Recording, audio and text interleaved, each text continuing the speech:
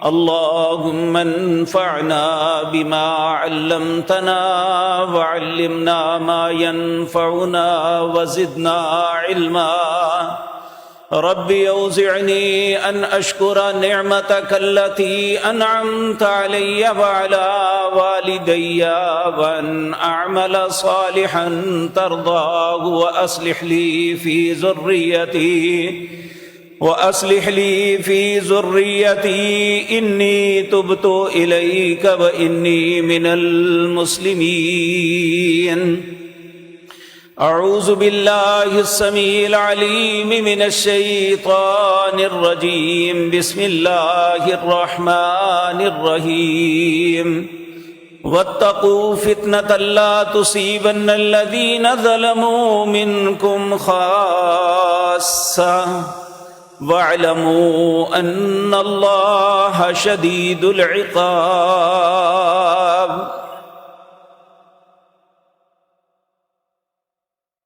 حضرات محترم،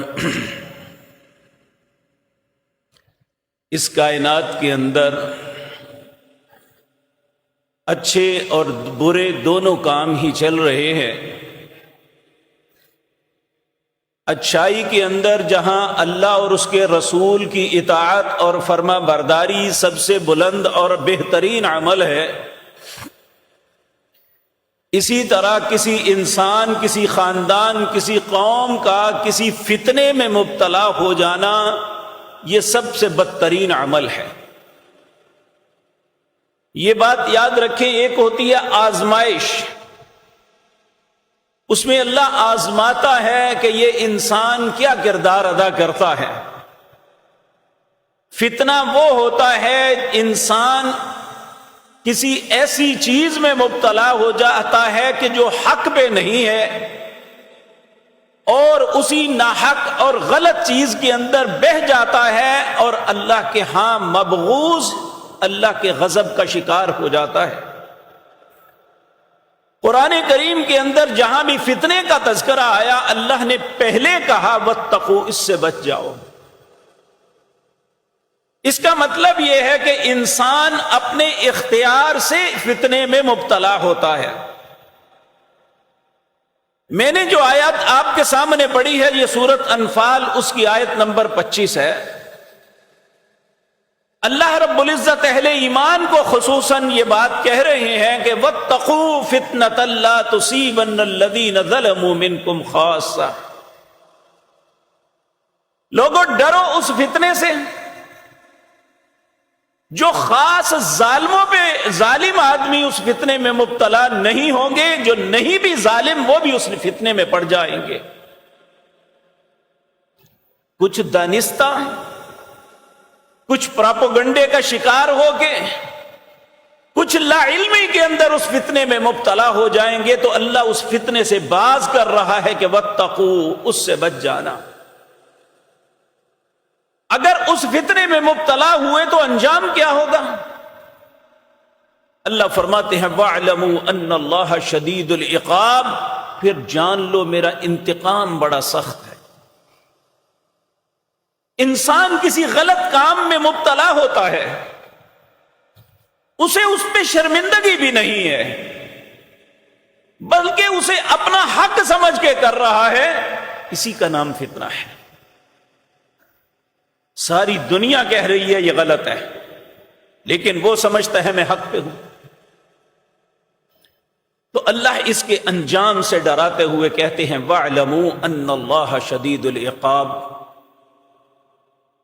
جان لو اللہ کا انتقام بڑا سخت ہے. اسی طرح ہم یہ آیت کئی دفعہ سنی، سورۃ توبہ کی آیت نمبر 126.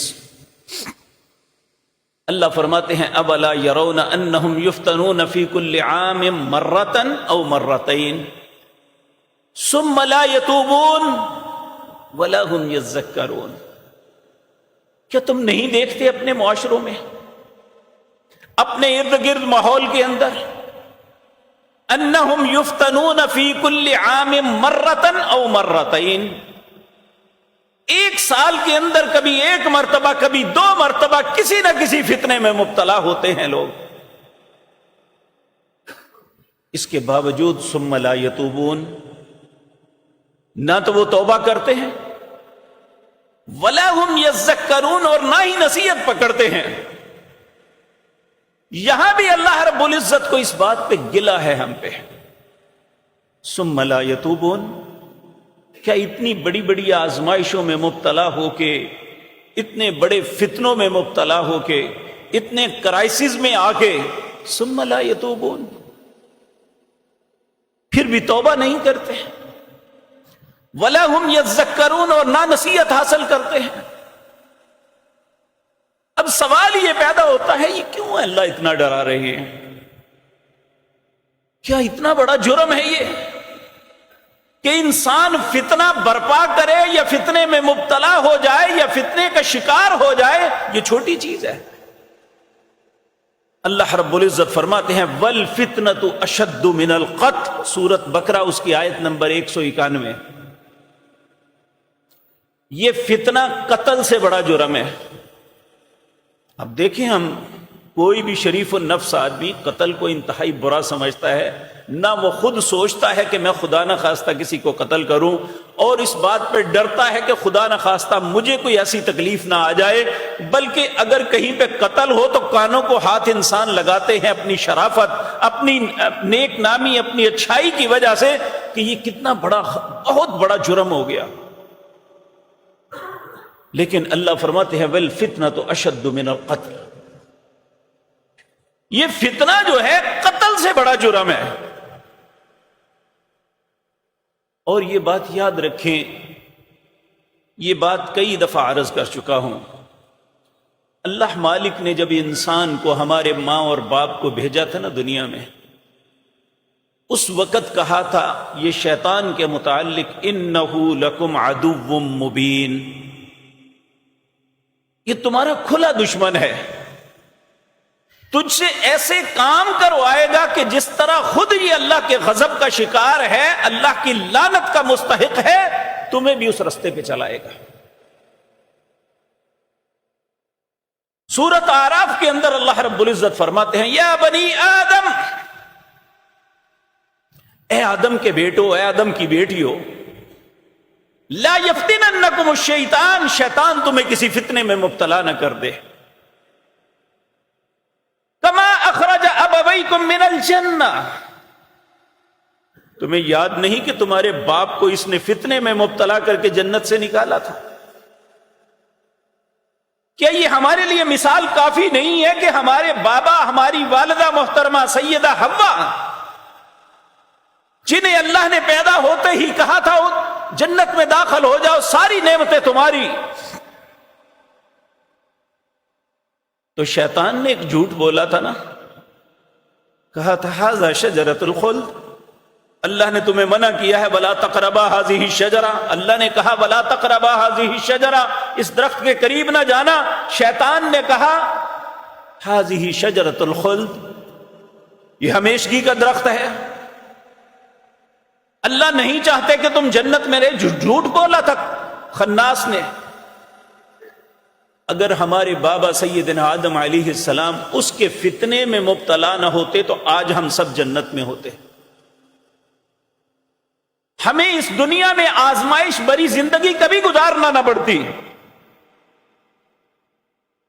تو اس لیے اللہ رب العزت ہمیں باور کروا رہے ہیں اللہ اپنے بندوں پہ بڑے رحیم ہیں،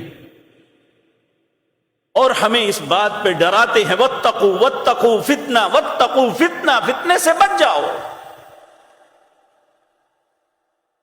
اور بعض اوقات یہ فتنہ انسان کے گھر میں ہی شروع ہو جاتا ہے۔ اللہ رب العزت فرماتے ہیں انما اموالکم واولادکم فتنہ، تمہارا مال اور اولاد، یہ ہماری زندگی بھی دو سب سے محبوب چیزیں ہیں۔ کسی بھی باپ کے لیے اس کے اولاد سے بڑھ کے کوئی نہیں ہوتا، کسی انسان کے ہاتھ کی کمائی سے بہتر کوئی چیز نہیں۔ بعض اوقات یہ دونوں چیزیں انسان فتنے میں مبتلا کر دیتی ہیں کہ انسان اپنی اولاد کی محبت میں حرام و حلال کی تمیز بھول جاتا ہے، یہ اس کے لیے فتنہ ہے۔ کہیں پہ انسان اپنی اولاد کے لیے اپنے بہن بھائیوں کا، اپنے ماں باپ، اپنے دوسرے لوگوں کے حق کو تلف کر لیتا ہے۔ اس وقت اولاد اس کے لیے فتنہ ہے۔ تو اللہ رب العزت ہمیں فرما رہے ہیں وَاتَّقُوا فِتْنَةً لَا تُصِيبَنَّ الَّذِينَ ظَلَمُوا مِنْكُمْ خَاصَّةً، ڈرو اس فتنے سے کہ جو خاص ظالموں میں کہ نہیں، سب اس کی لپٹ میں آ جائیں گے۔ تو میرے عزیز بھائیو، اگر ہم تاریخ کا مطالعہ کرتے ہیں تو تاریخ ہمیں بتاتی ہے کہ پیارے نبی جناب محمد الرسول اللہ صلی اللہ علیہ وسلم کی آمد سے پہلے اس کائنات کے اندر ضلالت اور گمراہی کے اندھیرے تھے۔ اللہ نے قرآن کریم کے اندر بھی کئی مقام پہ فرمایا وَإِن كَانُوا مِن قَبْلُ لَفِي ضَلَالٍ مُبِينٍ، اس سے آپ کی آمد سے پہلے سب گمراہ ہو گئے تھے، انبیاء کے رستوں کو چھوڑ دیا تھا، عیسائی عیسیٰ علیہ السلام کے رستے پہ نہیں تھے، یہود سیدنا موسیٰ علیہ السلام کی تعلیم سے ہٹ گئے تھے۔ اللہ کو زمین والوں پہ رحم آیا، اللہ نے اپنے حبیب کریم جناب محمد الرسول اللہ صلی اللہ علیہ وسلم کو لوگوں کی اصلاح کے لیے بھیجا۔ آپ کی دنیا میں تشریف لانی اور آپ کو نبوت سے سرفراز فرمایا جانا دنیا کے اندر ایک خیر اور بھلائی کا سبب بنا۔ ہر طرف خیر پھیلتی گئی، جہاں جہاں آپ کی دعوت کو قبول کیا گیا، جس طرح یہ پتجھڑ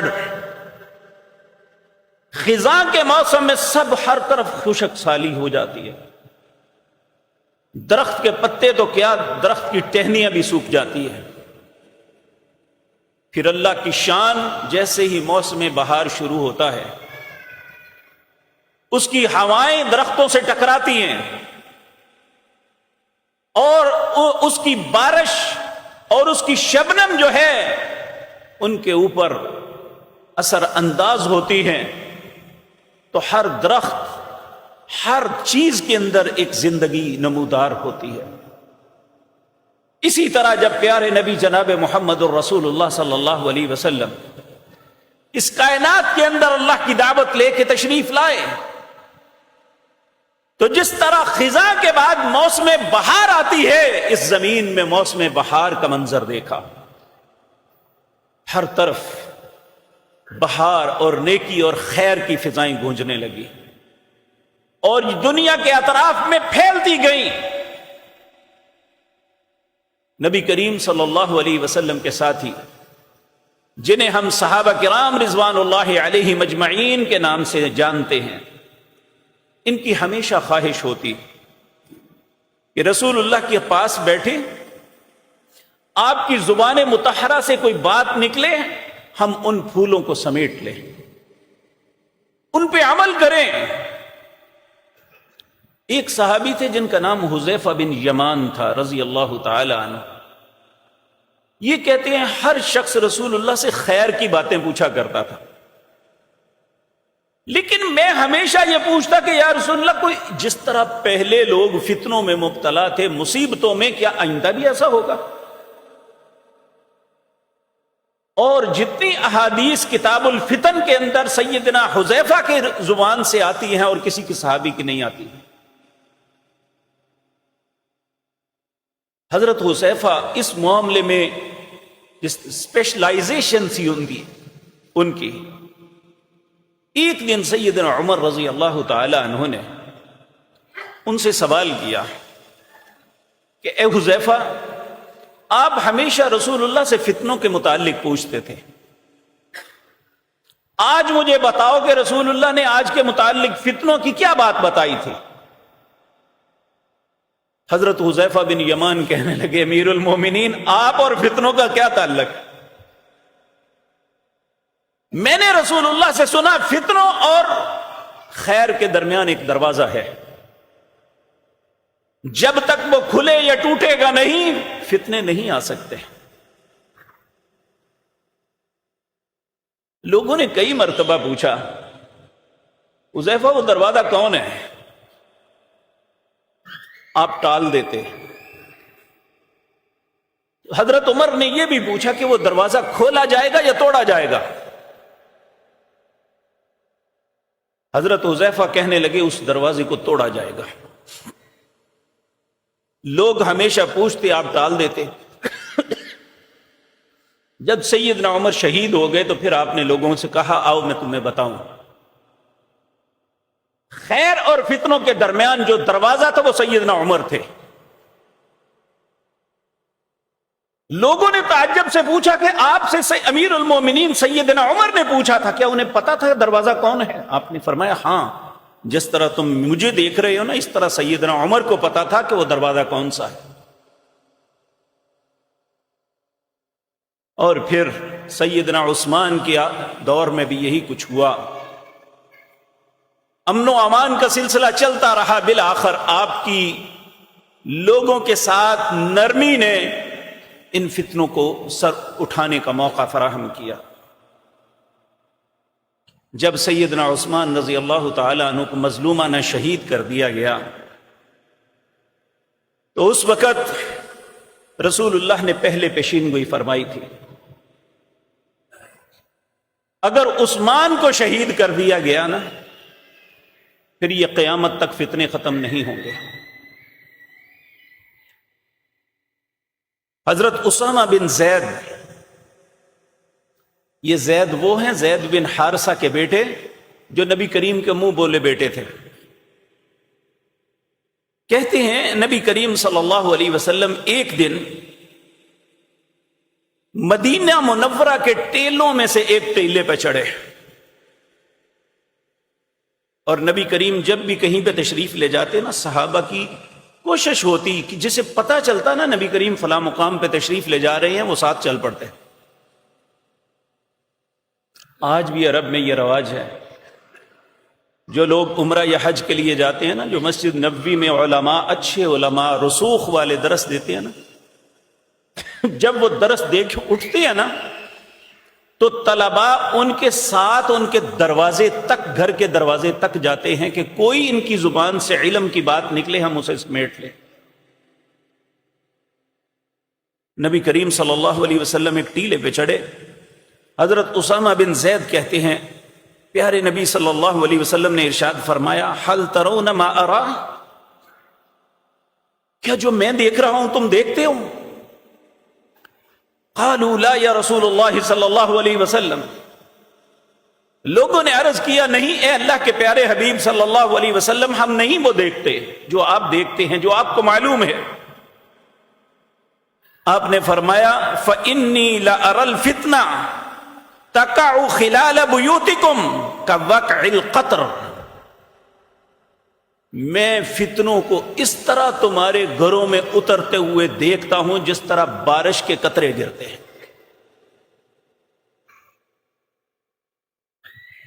اور جس طرح رسول اللہ صلی اللہ علیہ وسلم نے، یہ بات پہلے ذہن میں رکھیں، آپ یہ جو کچھ فرماتے نا دین کے متعلق، یہ کبھی آپ اپنی مرضی سے نہیں فرمایا کرتے تھے. سورۃ نجم کے اندر اللہ نے فرمایا وما ينطق عن الهوى ان هو الا وحی یوحى، یہ پیغمبر جو فرماتے ہیں اپنی مرضی سے نہیں، ان کی زبان سے جو نکلتا ہے اللہ کی طرف سے وحی ہوتی ہے. تو اگر یہ آنے والے وقتوں کے متعلق رسول اللہ صلی اللہ علیہ وسلم نے کچھ باتیں بتائی تو یہ اللہ کی رہنمائی میں فرمائی تھی. آپ نے فرمایا میں اس طرح تمہارے گھروں میں دیکھتا ہوں جس طرح موسلا دار بارش برستی ہے اور کوئی گھر اس سے محفوظ نہیں ہوتا، اس طرح میں تمہارے متعلق فتنوں کو دیکھ رہا ہوں. اللہ رب العزت ہر فتنے سے ہماری حفاظت فرمائے. نبی مکرم صلی اللہ علیہ وسلم سے حضرت معاویہ رضی اللہ تعالی عنہ بیان کرتے ہیں کہ میں نے رسول اللہ صلی اللہ علیہ وسلم سے یہ بات سنی ہے اپنے کانوں سے، لم یبق من الدنیا الا بلاء وفتنۃ، قیامت کے قریب دنیا کے اندر سوائے فتنوں اور مصیبتوں سے کچھ بھی باقی نہیں رہ جائے گا. میرے عزیز بھائیو، اس حدیث کے تناظر میں ہم اپنے ماحول کا جائزہ لیں تو ہمیں احساس ہوگا کہ ہم بعض اوقات انفرادی طور پہ کسی فتنے میں مبتلا ہوتے ہیں، بعض اوقات خاندانی طور پہ کسی فتنے میں مبتلا ہوتے ہیں، بعض اوقات من حیث القوم کسی بڑے فتنے میں مبتلا ہو جاتے ہیں۔ یہ اللہ کے رسول نے آج سے 1450 سال پہلے بات بتا دی تھی۔ لم یبقی من الدنیا، دنیا اس وقت تک ختم نہیں ہوگی یا اس کے ختم ہونے سے پہلے، الا بلاء و فتنۃ، اس میں بلائیں، مصیبتیں اور فتنوں کے علاوہ کچھ نہیں ہوگا۔ آج ہر دن انسان یہ بات دیکھتا ہے کہ العیاذ باللہ وہ کسی نہ کسی فتنے میں مبتلا ہوتا ہے۔ سب سے بڑے فتنے دو جس میں امت اسلام کثرت سے مبتلا ہو گئی، ان میں پہلا ہے عملی فتنہ، کہ انسان عمل کے اعتبار سے یہ بھول چکا ہے کہ ہم ایک آزمائش والی زندگی گزار رہے ہیں۔ ہمارے لیے ہر چیز کے اندر دو آپشنز ہیں، ایک حرام ہے، ایک حلال ہے، اور ہم حلال کو ترجیح دینے کے بجائے العیاذ باللہ، اللہ ہم سب کو اپنی پناہ میں رکھے، حرام کو زیادہ ترجیح دیتے ہیں۔ اور آپ دیکھ لیں آج بے حیائی اپنے عروج پہ، شراب نوشی یہ ہماری مجلسوں کی زینت بنی ہوئی ہے، سود خوری ہمارے کاروبار کا لازمی جز بن چکا ہے۔ کیا ان ساری باتوں سے اللہ نے منع نہیں کیا تھا؟ مال کے اعتبار سے، عمل کے اعتبار سے ہم ان آزمائشوں میں مبتلا نہیں ہیں۔ ممکن ہے بعض بزرگ اللہ ہم سب کو ان کے رستے پہ چلائے جو ان باتوں سے بالکل مبرہ ہے۔ حقیقت بات یہ ہے کہ جب اپنے آبا کی، بڑے لوگوں کی زندگیاں دیکھتے ہیں نا، نہ ان کے پاس موبائل کا گناہ تھا، نہ وہ سود خوری کے معاملے میں تھے، سادی اور آسان زندگی بسر کر رہے تھے، ہر انسان دوسرے کا خیر خواہ نظر آتا تھا۔ کیا ہم من حیث القوم ان فتنوں میں مبتلا نہیں ہو گئے کہ عمل کے اعتبار سے ہم بہت دور چلے گئے؟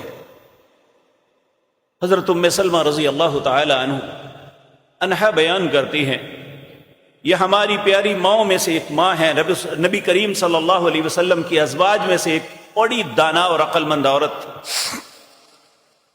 کہتی ہے میں نے رسول اللہ سے سنا صلی اللہ علیہ وسلم، اذا ظہرت المعاصی فی امتی عمہم اللہ بعذاب من عندی، میری امت کے اندر جب گناہوں کی بہتات ہو جائے گی، نیکیاں کم ہو جائیں گی، گناہوں میں ہر انسان آگے بڑھے گا، پھر کیا ہوگا؟ عمہم اللہ بعذاب من عندی، اللہ چاروں طرف سے انہیں عذابوں سے گھیر لے گا۔ ام سلمہ کہتی ہے میں نے پوچھا اما فیہم یومئذ اناس صالحون، اے اللہ کے پیارے حبیب صلی اللہ علیہ وسلم، اس وقت نیک لوگ نہیں ہوں گے؟ آپ نے فرمایا ہوں گے۔ تو کہا ان کا معاملہ کیا؟ کہا یصیبہم ما اصاب الناس، جو ان خطا کاروں، گناہگاروں، حرام خوروں، حرام کاروں کو تکلیف پہنچے گی، یہ نیک اور صالح لوگ بھی ان تکلیفوں میں مبتلا ہوں گے، لیکن انجام دونوں کا مختلف ہوگا۔ جو نیک لوگ ہیں، حرام و حلال کی تمیز کرنے والے ہیں، اللہ اور اس کے رسول کی اطاعت کرنے والے ہیں، ثم یصیرون الی مغفرۃ من اللہ ورضوان، یہ اللہ کی معافی، اس کی مغفرت اور اس کی رضامندی کی طرف چلا دیے جائیں گے۔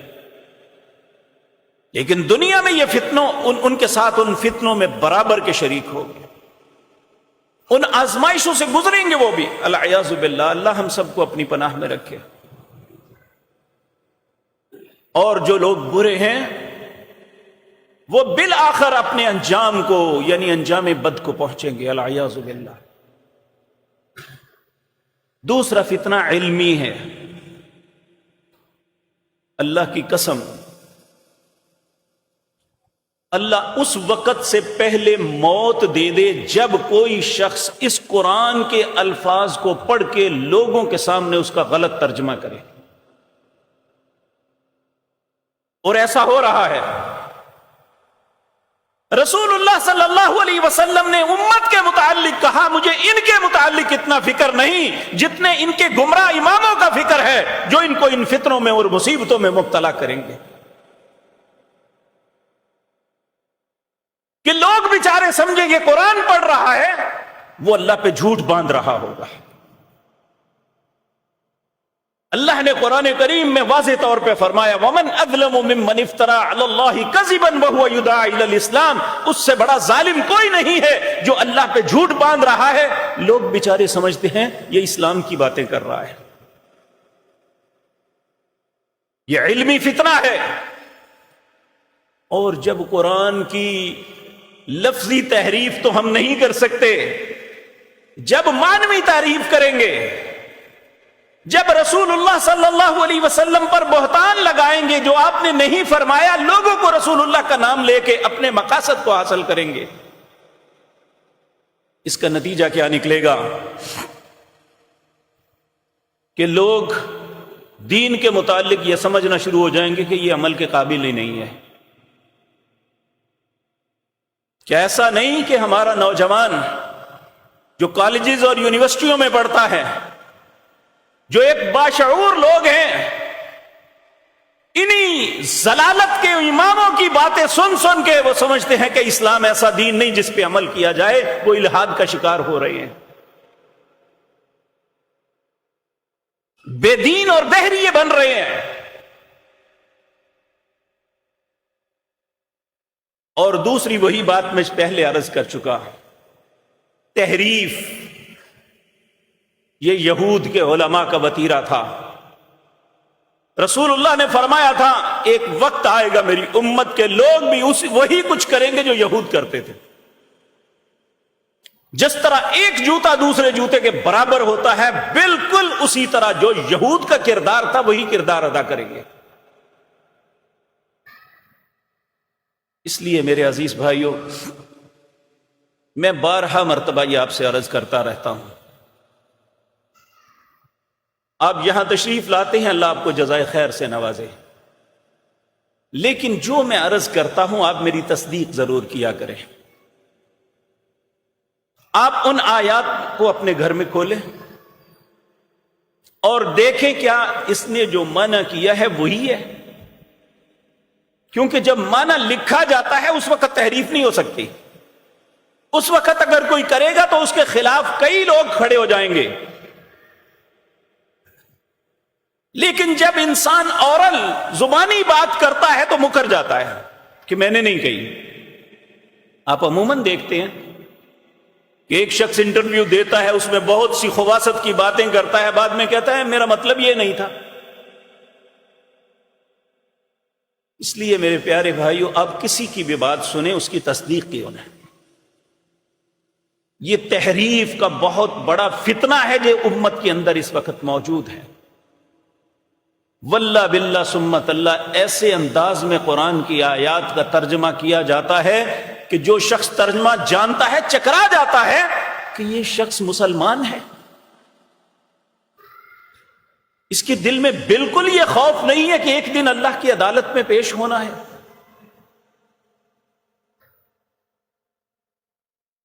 اور تیسرا فتنہ جو علمی طور پہ وہ تشکیک ہے، شک میں مبتلا ہو جانا اپنے دین کے متعلق ہے۔ اور بدقسمتی سے امت کے بہت سے لوگ اس تشکیک کے فتنے میں مبتلا ہیں۔ جب بھی کوئی بات کی ہے جاتی ہے شک کی نظر سے دیکھتے ہیں کہ ایسا ہو سکتا ہے، جبکہ ہم جب قرآن کا آغاز کرتے ہیں کیا ہے؟ الذین یؤمنون بالغیب، کچھ ایسی باتیں ہیں جو ہم نے دیکھی نہیں ہوئی لیکن نبی کریم نے بتائی یا قرآن ہمیں بتاتا ہے، ہماری عقل قبول کرے یا نہ کرے۔ الذین یؤمنون بالغیب، جو غیب پہ ایمان رکھتے ہیں، اولئک علی ھدی من ربہم، یہ رب کی ہدایت پہ ہیں۔ جب میں جنت، جہنم، موت اور عذاب قبر اور قبر کے اندر نعمتوں، ان ساری باتوں کا انکار اور اس میں شک میں مبتلا ہوں گا تو کبھی بھی اچھے عمل کی طرف نہیں آؤں گا۔ جب مجھے اس بات کا احساس ہوگا کہ مرتے ہی میرے ساتھ سوال و جواب شروع ہو جانا ہے، میرا امتحان شروع ہو جانا ہے، اور وہ اصول ثلاثہ ہی میں فیل ہو گیا، تو آگے کون سا پیپر رہ جاتا ہے جس میں پاس ہو جاؤں گا؟ اصول ثلاثہ کیا ہے؟ من ربک، تیرا رب کون ہے؟ آپ دنیا میں پی ایچ ڈی کی ہوئی ہے، آپ کے پاس ایم اے کی 10 ڈگریاں ہیں، آپ دنیا میں بہت اچھے ڈیبیٹر تھے، بہت اچھے رائٹر تھے، لیکن اگر میری یا آپ کی زندگی اللہ کے حکم کے مطابق نہیں گزری تو سب کچھ بھلا دیا جائے گا۔ لا ادری، میں نہیں جانتا میرا رب کون۔ دوسرا اصول رسول اللہ کے متعلق پوچھا جائے گا، من نبیک۔ آج تماشا کیا جاتا ہے کہ قبر میں رسول اللہ تشریف لائیں گے، جبکہ لفظ رسول اللہ کے یہ ہیں، من ھذا الرجل الذی بعثت فیہم۔ اس شخصیت کے متعلق تمہارا کیا کہنا ہے جسے اللہ نے تمہاری طرف مبعوث کیا ہے؟ جھوٹ بولا جاتا ہے کہ رسول اللہ قبر میں آئیں گے۔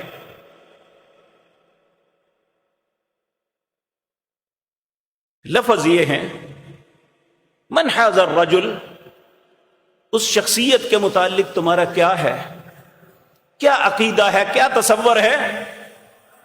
الذی بعثت فیہم، جسے اللہ نے تمہاری طرف مبعوث کیا ہے۔ تو جو اس شخصیت کو جانتا ہے، جو ان کی اطاعت کرتا رہا، جو ان سے محبت کرتا رہا، جس نے ساری زندگی ان کے ہر حکم کی تعمیل کی، وہ کہے گا ھذا الرجل نبی محمد صلی اللہ علیہ وسلم۔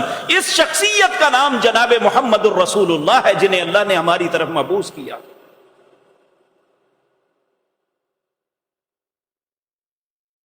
ما دینک، تیرا دین کیا ہے؟ کیونکہ اللہ کو علم تھا کہ ہم دین کے بھی بہت ٹکڑے کریں گے، تو دینی الاسلام وہ کہے گا جو اللہ کی کتاب اور جناب محمد الرسول اللہ کی سنت پہ چلا ہوگا۔ تو الذین یؤمنون بالغیب، یہ بہت بڑا، اگر انسان کا اس پہ ایمان ہوگا تو تشکیک نہیں ہوگی، شک میں مبتلا نہیں ہوگا۔ تو اللہ رب العزت ان فتنوں سے ہمیں محفوظ فرمائے۔ اسی طرح رسول اللہ صلی اللہ علیہ وسلم نے حضرت انس بن مالک رضی اللہ تعالی عنہ کے پاس کچھ لوگ آئے۔ حجاج بن یوسف یہ بنو امیہ کا ایک گورنر تھا اور بڑا ہی سخت گیر حکمران تھا۔ جہاں اس نے بہت سے فتنوں کو ختم کیا، وہاں بعض لوگوں پہ زیادتیاں بھی کی، ان میں صحابہ کرام بھی تھے۔ تو وہ لوگ، حضرت انس بن مالک یہ خادم رسول تھے، 10 سال تک رسول اللہ کی خدمت میں رہے، دن رات۔ انہیں خادم رسول کا لقب دیا گیا صلی اللہ علیہ وسلم۔ انہیں آگے پہنچے، کہا کہ حجاج کی طرف سے ہمیں بہت سی مصیبتیں پہنچتی ہیں، اس بات کا شکوہ کیا۔ حضرت انس رضی اللہ تعالی عنہ آپ فرمانے لگے، اصبروا، لوگو صبر کرو، فَإِنَّهُ لَا يَأْتِي عَلَيْكُمْ زَمَانٌ، میں اللہ کی قسم کہا کہ کہتا ہوں، ہر آنے والا دن تمہارے آج کے دن سے بدتر ہوگا۔ إِلَّا الَّذِي بَعْدُ شَرٍّ مِّنْهُ حَتَّى تَلْقُوا رَبَّكُمْ، یہاں تک کہ تم اپنے رب سے مل جاؤ گے۔ یہ سختیاں اب دنیا میں اسی طرح چلے گی کہ بعض حکمران اپنی رعایا پہ ظلم کریں گے اور بعض رعایا اپنے حکمرانوں پہ ظلم کریں گے۔ اور کہتے ہیں سمعتہ من نبیکم صلی اللہ علیہ وسلم، یہ بات میں اپنی طرف سے نہیں کہہ رہا، میں نے رسول اللہ صلی اللہ علیہ وسلم سے یہ بات سنی۔ میرے بھائیوں، ہم میں سے اکثر مسلمان، سادہ دل مسلمان، اس بات کا شکوہ کرتے نظر آتے ہیں کہ ہم مسلمان ہیں، آخر اتنی مصیبتیں کیوں؟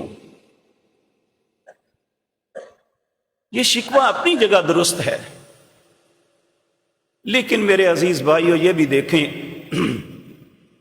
ایک وہ شخص ہے جسے علم ہی نہیں، تو بحیثیت مسلمان ہمیں حرام و حلال کا علم تو ہے نا، جب ہم حرام و حلال کی تمیز نہیں کریں گے تو فتنے تو اتریں گے، انہیں کوئی نہیں روک سکتا۔ اور یہاں تک ایسا وقت بھی آنے والا ہے، اللہ ہماری زندگی میں ایسا وقت نہ آئے۔ حضرت ابو ہریرہ رضی اللہ تعالی عنہ آپ فرماتے ہیں، نبی کریم صلی اللہ علیہ وسلم نے ارشاد فرمایا، لا تقوم الساعہ، اس وقت تک قیامت قائم نہیں ہوگی، حتی یمر الرجل بقبر الرجل، ایک آدمی کسی دوسرے آدمی کی قبر کے پاس سے گزرے گا اور افسوس اور حسرت سے یہ کہے گا، یا لیتنی مکانہ، کاش آج میں اس کی جگہ اس قبر میں ہوتا۔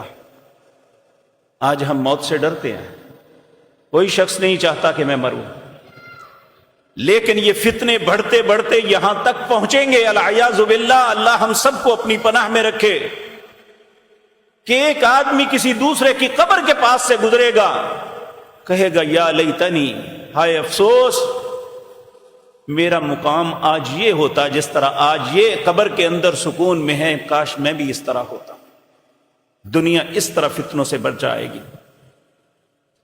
اسی طرح حضرت ابو ہریرہ، یہ بات بڑی اہم ہے، یہ حدیث ہر شخص کو پلے باندھ لینی چاہیے، صحیح بخاری حدیث نمبر 7081۔ حضرت ابو ہریرہ رضی اللہ تعالی عنہ فرماتے ہیں، رسول اللہ صلی اللہ علیہ وسلم نے فرمایا، ستکون فتنۃ القاعد فیہا خیر من القائم، ایک وقت آئے گا کہ فتنے ایسے رونما ہوں گے کہ جو بیٹھنے والا ہے وہ کھڑے ہونے والے سے بہتر ہوگا، والقائم فیہ خیر من الماشی، اور جو کھڑے ہونے والا ہے وہ چلنے والے سے امن میں ہوگا، والماشی فیہا خیر من الساعی، اور جو چلنے والا ہے وہ دوڑنے والے سے بہتر ہوگا، من تشرف لہو، جو شخص، فمن وجد منہا ملجا او معاذا فلیعذ بی، نبی کریم صلی اللہ علیہ وسلم نے فرمایا، جو شخص دور سے بھی ان فتنوں کی طرف جھانکے گا وہ ان میں مبتلا ہو جائے گا۔ اس وقت جو شخص جہاں کہیں پناہ کی جگہ پائے وہ وہاں پناہ حاصل کر لے، یعنی ان فتنوں کی طرف نہ دیکھے۔ جس طرح آج مسلمان کے ساتھ لڑ رہا ہے، ہمیں ان فتنوں میں نہیں جھانکنا چاہیے۔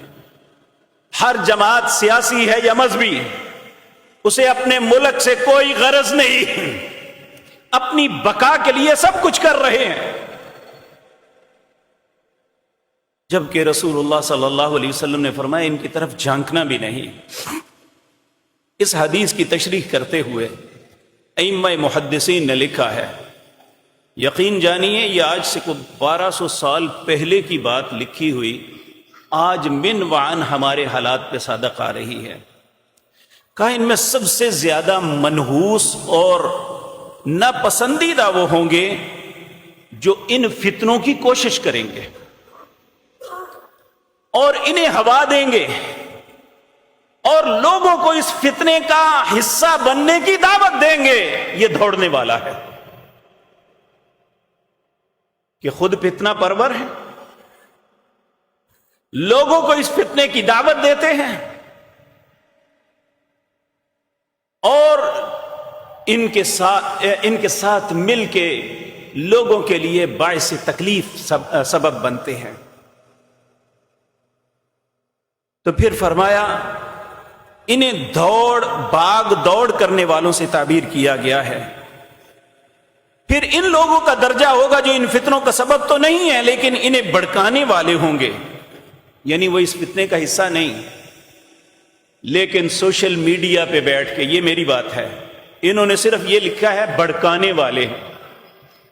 آج کتنے لوگ ہیں جو سوشل میڈیا پہ بیٹھ کے ایسی جھوٹی سچی خبریں دے رہے ہیں جس میں اجتماعی طور پہ مسلمانوں کا نقصان ہے، ملک کا نقصان ہے۔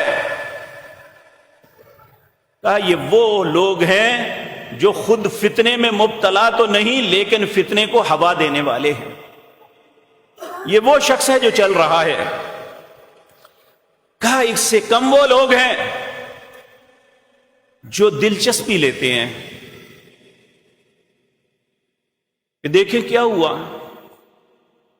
اور بعض اوقات پھر دلچسپی لینے والا کسی نہ کسی اچھے یا غلط پراپوگنڈے کا شکار ہو کے اس طرف چل پڑتا ہے. کہا سب سے بہتر وہ شخص ہے جو بیٹھا ہوا ہے، نہ وہ فتنے میں مبتلا ہے، نہ فتنے کی دعوت دیتا ہے، نہ فتنے کے لیے لوگوں کو انگیخت کرتا ہے، اور نہ فتنے کی طرف دیکھتا ہے. یہ شخص سب سے پرامن زندگی بسر کر رہا ہے. تو رسول اللہ صلی اللہ علیہ وسلم کی جو بات میرے اور آپ کے لیے ہے کہ ایک مومن فتنوں کے زمانے میں کیا کردار ادا کرے، وہ ان فتنوں سے پیچھے رہے، اس کلیش کا حصہ نہ بنے جس سے مسلمانوں کو اجتماعی طور پہ نقصان ہوتا ہے، جس میں ملک کی بنیادیں کمزور ہوتی ہیں. اللہ رب العزت ہم سب کو سمجھ نصیب فرمائے. رسول اللہ صلی اللہ علیہ وسلم حضرت حذیفہ بن یمان جن کا میں نے ذکر کیا تھا، یہ بیان کرتے ہیں کہ دوسرے صحابہ کرام رسول اللہ سے خیر کے متعلق سوال کرتے لیکن میں شر کے بارے میں پوچھتا. اس خوف سے میں یہ پوچھتا تھا کہیں میں شر میں نہ پھنس جاؤں. میں نے ایک مرتبہ رسول اللہ سے سوال کیا، یا رسول اللہ صلی اللہ علیہ وسلم انا کننا فی جاہلیتی وشر فجاءنا اللہ بہذا الخیر. اے اللہ کے پیارے حبیب صلی اللہ علیہ وسلم، ہم سب جاہلیت کے اندر ایک شر میں، ایک فتنے میں، ایک مصیبت میں مبتلا تھے. فجاءنا اللہ بہذا الخیر، اللہ نے آپ کی وجہ سے دنیا میں خیر کو نازل فرمایا، اللہ نے ہمیں خیر عطا کی. فہل بعد هذا الخیر من شر، کیا اس خیر کے بعد بھی شر ہوگی؟ قال نعم، آپ نے ارشاد فرمایا ہاں ہوگی. پھر پوچھا وحل بعد ذلك شر من خیر، کیا اس شر کے بعد بھی خیر ہوگی؟ آپ نے فرمایا قال نعم وفیہ دخن قلت وما دخنہ. آپ نے ارشاد فرمایا ہاں اس شر کے بعد خیر کا کوئی زمانہ آئے گا. آپ نے فرمایا اس خیر کے اندر کچھ دھواں ہوگا. میں نے عرض کیا وہ دھواں کیا ہے؟ اور آپ دیکھیں جب ہم تاریخ کو پڑھتے ہیں تو تیسری صدی ہجری میں مسلمانوں کے اندر یونانی علوم، منطق اور فلسفہ جو ہے داخل ہوا، جس نے ہمارے دین کے معاملے میں تشکیک پیدا کی. یہ وہ فتنے کا زمانہ تھا کہ مسلمان اتنے الجھے کہ بالآخر ایک بہت بڑے فتنے میں مبتلا ہو. پہلے تو آپس میں قتل و غارت ہوئی، پھر اس کے بعد ہلاک و خان مسلمانوں کے ساتھ جو کیا وہ کسی کی نظر سے پوشیدہ نہیں ہے. پھر اس کے بعد اللہ نے خیر عطا کی، وہی ہلاکو کی اولاد میں سے چغتائی مسلمان ہوا اور اسلام کے لیے بہت کام کیا. لیکن آج پھر اس خیر کے بعد شر شروع ہو چکی ہے. لیکن آپ نے فرمایا اس کے بعد جو خیر ہوگی نا، اس میں کیا ہوگا؟ قوم یہدون بغیر حد تعرف منہم وتنکر. ایسے لوگ پیدا ہوں گے جو میری سنت اور طریقے کے علاوہ اور طریقوں کو دین سمجھ لیں گے. یہ کس نے فرمایا؟ رسول اللہ نے. کب فرمایا؟ آج سے 1400 سال پہلے. کیا ہوگا؟ ایسی قوم ہوگی یہدون بغیر ہدن، وہ اس چیز کو ہدایت سمجھیں گے جو ہدایت نہیں ہے. تعرف منہم، کچھ چیزیں ان کی پہچانوں گے مسلمانوں والا طریقہ ہی ہے. وتنکر، اور بعض چیزوں کا انکار کرو گے یہ کہاں سے آ گئی. فہل بعد ذلک خیر من شر، کیا اس شر کے بعد، اس خیر کے بعد بھی شر ہوگی؟ آپ نے فرمایا نعم دعاتن، یہ بات میں پہلے بھی عرض کی، ایسے داعی ہوں گے الی ابواب جہنم، جو لوگوں کو جنت نہیں جہنم کی طرف بلائیں گے، انہیں شرک اور بدعت کی دعوت دیں گے، انہیں خیر کے رستے سے ہٹا کے ضلالت اور گمراہی کے رستے پہ لائیں گے۔ العیاذ باللہ، اللہ رب العزت ہم سب کو پناہ میں رکھے۔ فرمایا جو ان کی بات کو قبول، من اجابہم الیہا قذفوہ فیہا، جو ان کی بات کو قبول کرے گا وہ جہنم میں جھونک دیا جائے گا۔ میں نے عرض کیا یا رسول اللہ صلی اللہ علیہ وسلم صفہم لنا، ان کی کچھ اوصاف بیان فرما دیجئے۔ آپ نے فرمایا ہم من جلدتنا ویتکلمون بألسنتنا، وہ ہمارے ہی قوم، ہمارے ہی ہم مذہب ہوں گے، ہماری زبان میں ہی بات کریں گے، لیکن لوگوں کو ہدایت کی طرف نہیں بلائیں گے۔ اللہ اکبر۔ قلت، حضرت حذیفہ بن یمان کہتی ہے میں نے عرض کیا فما تأمرنی ان ادرکنی، میں نے عرض کیا اگر میں ان لوگوں کو زمانہ پاؤں تو میرے لیے کیا حکم ہے؟ تو رسول اللہ صلی اللہ علیہ وسلم نے فرمایا تلزم جماعت المسلمین و امامہم، مسلمانوں کی جماعت اور ان کے حکمران کا پلو پکڑ لینا۔ یہاں حکمران سے مراد خلیفہ وقت ہے۔ قلت، تو میں نے عرض کیا فإن لم يكن لهم جماعة ولا امام، اگر لوگ ایک جماعت کی صورت میں نہ ہوں، مختلف فرقوں میں بٹے ہوں اور ان کا امام بھی نہ ہو، تو میں پھر کیا کروں؟ لوگ فرقوں میں بٹے ہوں تو رسول اللہ صلی اللہ علیہ وسلم نے فرمایا پھر کسی درخت کی جڑ کو اپنے دانتوں میں لے کے چبا کے اس کے ساتھ چمٹ جانا، کسی فتنے کی طرف نہ دیکھنا۔ تو میرے پیارے بھائیوں، باتیں بہت سی ہیں اور بھی، لیکن آج ہم جس ملک میں ہیں یہ بھی مختلف فتنوں کی زد میں ہے۔ واللہ اگر یہ ملک قائم ہے، ہمارا گھر قائم ہے، ہمارے رہنے کی جگہ موجود ہے، واللہ انتہائی تکلیف دہ بات یہ عرض کرنے لگا ہوں، جب افغانستان میں 1979 میں روس نے حملہ کیا تو میرے والد مولانا خالد گرجاکی رحمۃ اللہ علیہ اور ان کے کچھ ساتھی پہلے دن ہی یہاں سے ٹرکوں کے ٹرک بھر کے لے جاتے تھے کہ ہمارے بھائی بھوک اور افلاس میں مبتلا نہ ہو۔ ان کا کھانا، ان کے سارے معاملات پورے کرتے رہے۔ ہمارے استاد تھے مولانا یحییٰ بوجیانی، ان کے ساتھ میں بھی کئی دفعہ پشاور تک گیا، طورخم پہ گدوں پہ لاد کے ان کے لیے کھانا ہم ڈھوتے رہے۔ یہاں سے لوگوں نے اپنے تن من دھن، اپنے لباس، اپنی رضائیاں، اپنی ہر چیز وار کر دی کہ ہمارے بھائیوں پہ سخت وقت ہے، لیکن آج ان بھائیوں کو شرم نہیں آئی کہ وہ ہندوؤں کے کہنے پہ ہمارے ملک پہ حملہ آور ہیں۔ تو ایسے حالات میں میرے عزیز بھائیوں یہ بات یاد رکھے، ہم فتنوں میں کیا کردار ادا کر سکتے ہیں؟ میرے عزیز بھائیوں، ہم تلوار نہیں اٹھانی، کسی کے خلاف لڑنا نہیں۔ اللہ کے نبی صلی اللہ علیہ وسلم نے فرمایا ایسے وقت میں امن کے لیے اپنے رب سے دعا مانگو، اے اللہم آمن اوطاتنا، اے اللہ ہمارے وطن جو ہیں اس میں امن استقرار نصیب فرما دیں۔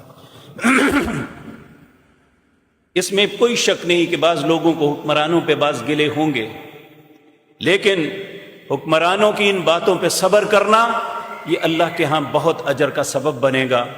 ہمیں اپنے وطن کی حفاظت کے لیے یکسو ہونا چاہیے، چاہے وہ سوشل میڈیا ہے یا دوسرے میڈیا ہیں جو اس ملک میں انتشار پھیلانا اپنا حق تصور کر کے دن رات کوشش کر رہے ہیں۔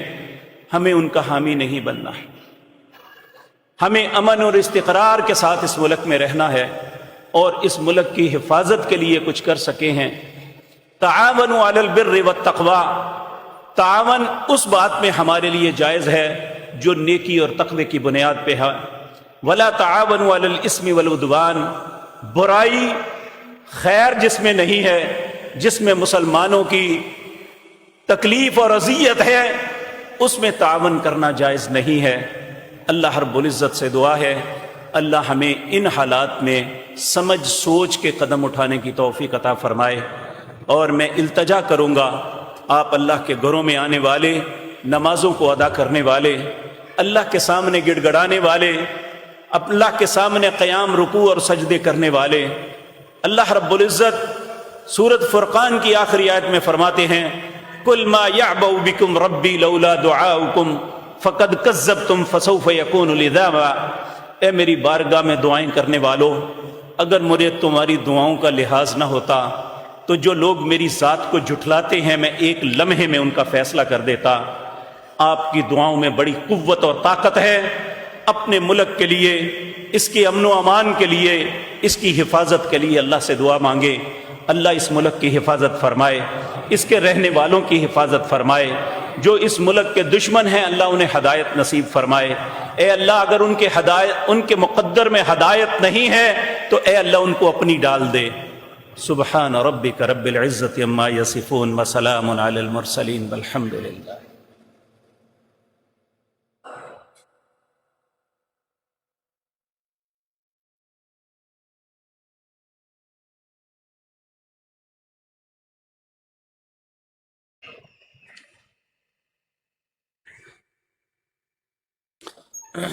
ان الحمد لله نحمده ونستعينه ونستغفره ونعوذ بالله من شرور انفسنا ومن سيئات اعمالنا من يهده الله فلا مضل له ومن يضلل فلا هادي له واشهد ان لا اله الا الله وحده لا شريك له واشهد ان محمدا عبده ورسوله اما بعد فاعوذ بالله السميع العليم من